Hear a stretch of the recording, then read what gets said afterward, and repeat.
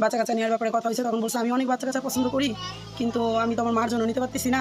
সাম্প্রতিক এক সাক্ষাৎকারে পুলিশ সুপার এসপি পলাশের ভাবি চাঞ্চল্যকর তথ্য তুলে ধরেছেন।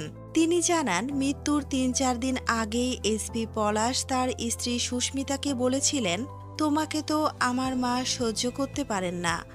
যদি তোমাকে ডিভোর্স দিয়ে তোমার সব খরচ বহন করি, তুমি কি বাবার বাড়িতে থাকতে পারবে? এই প্রস্তাবে ভেঙে পড়েন সুস্মিতা।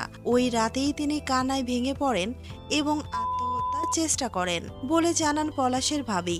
পলাশের পারিবারিক জীবনে দীর্ঘদিন ধরেই মায়ের হস্তক্ষেপ ছিল বলেও তিনি অভিযোগ করেন। পলাশ একাধিকবার তার অফিসের সহকর্মীদের জানিয়েছিলেন, আমি বাচ্চা খুব পছন্দ করি, কিন্তু আমার মা চায় আমি ডিভোর্স দেই।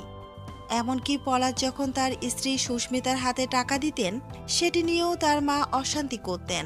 সুস্মিতা ভালো রান্না করলে পলাশ প্রশংসা করতেন, কিন্তু তার মা তা পছন্দ করতেন না।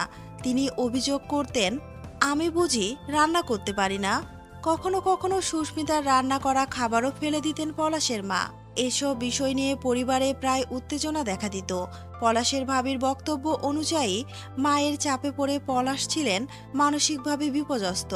স্ত্রীর সঙ্গে সম্পর্ক ছিন্ন করা চাপের পাশাপাশি সংসারে চলতে থাকা দমনমূলক পরিবেশই হয়তো পলাশের জীবনে বড় প্রভাব ফেলেছিল।